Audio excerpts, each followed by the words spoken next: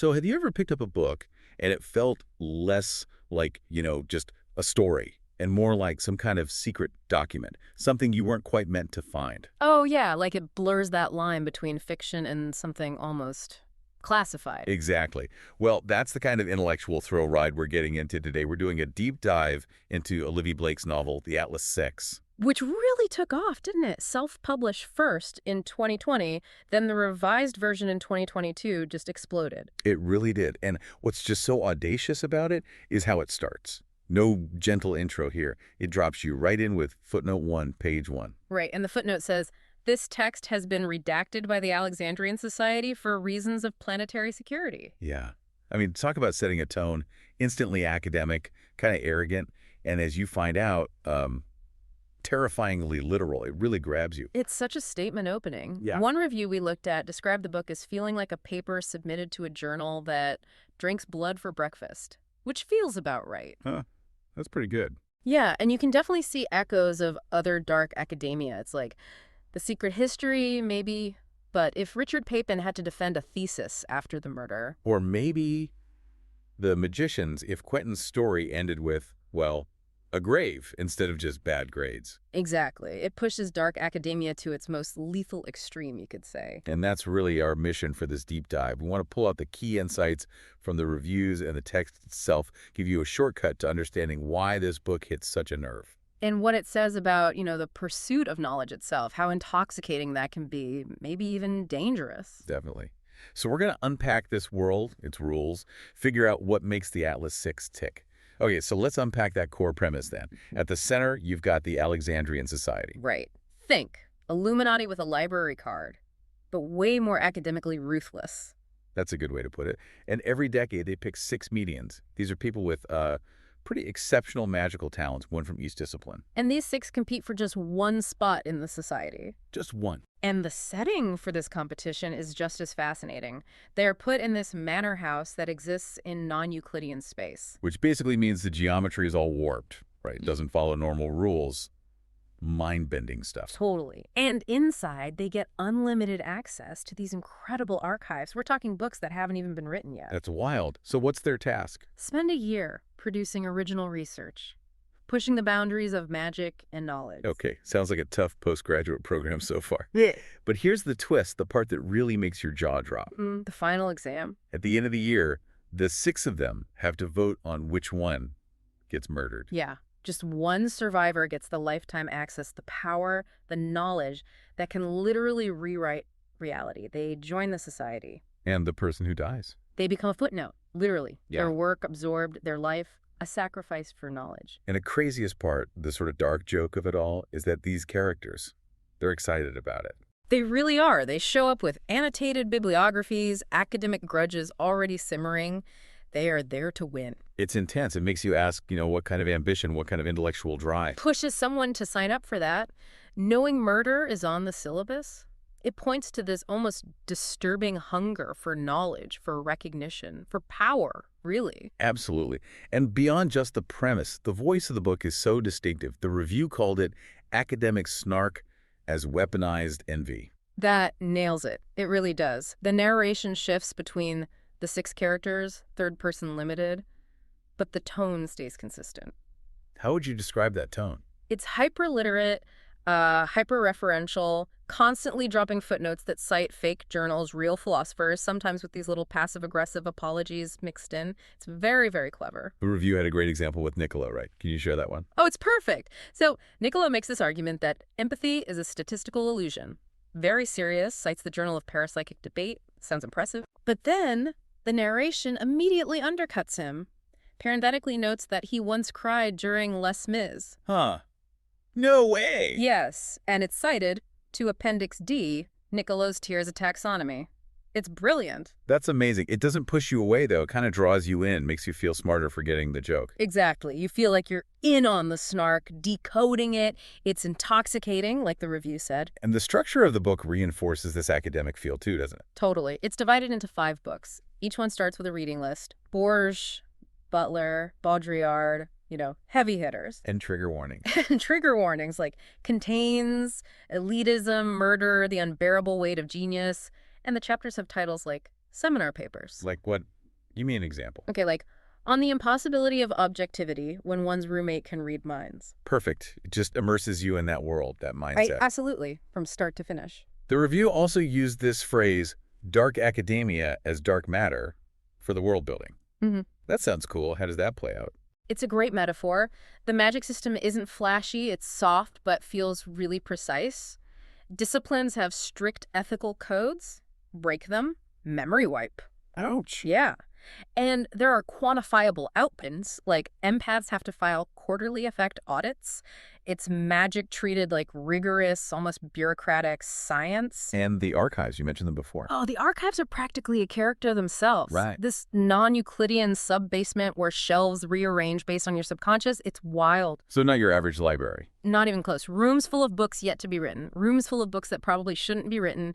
There's even a vending machine dispensing antidepressants in antique bottles. Seriously. Yep. The whole house is this labyrinth. It's like a metaphor for a mind that's consumed too much knowledge, maybe felt too little. Okay, this is where I think it gets really interesting. The characters. Apex predators of intellect, the review called them. That's right. And their main prey is each other.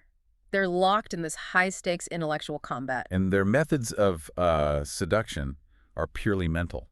Completely. It's fascinating. Like, Paris convincing Raina to sleep with him by arguing orgasm is a temporal illusion. Okay. Or Callum seducing Tristan by demonstrating how empathy can be weaponized into statistical prediction. It's not about bodies connecting. The review said, sex is not bodies, but brains rubbing raw. Exactly that. It's all cerebral sparring. Intense, intimate, but purely intellectual. Which brings us to the romance, or what passes for it. Citation is foreplay. That sums it up perfectly. Take the main pair, Libby and Niccolo. She's an air mage, inexperienced. He's a mind mage, very experienced, a voluptuary. And their relationship unfolds through academic papers. Pretty much. He writes a footnote tearing down her theory. She fires back with a 20-page addendum exposing his intellectual fraud. Wow. That's some intense peer review. Right. Their first kiss happens after he mathematically proves her fear of intimacy is predictable based on her childhood trauma. That's chillingly romantic. Or Yeah. just chilling. Huh. Maybe both. And the actual sex. It's not described. It's footnoted. Seriously. See enclosed dataset, Appendix D, for physiological responses.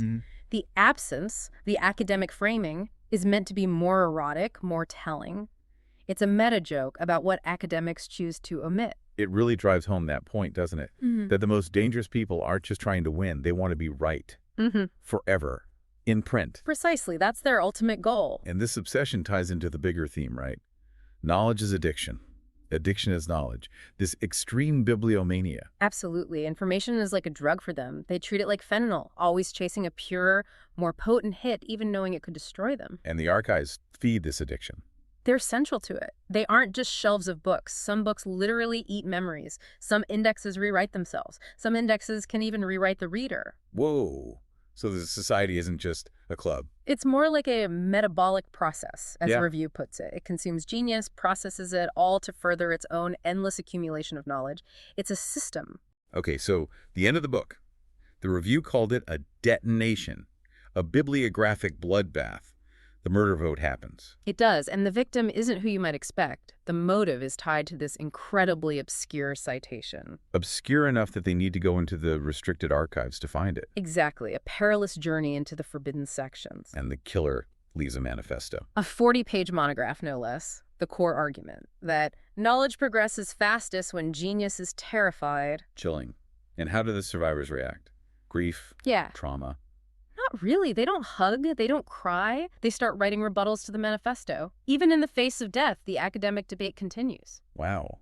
So the house accepts the sacrifice. The archives unlock further, and that final image, Libby standing before a shelf, and on it are her own future books, volumes she hasn't written yet. But they already exist. They exist, and they cite the murder she just witnessed as a methodological necessity for her future work. Okay.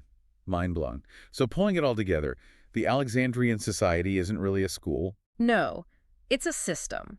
A machine designed to consume and metabolize genius.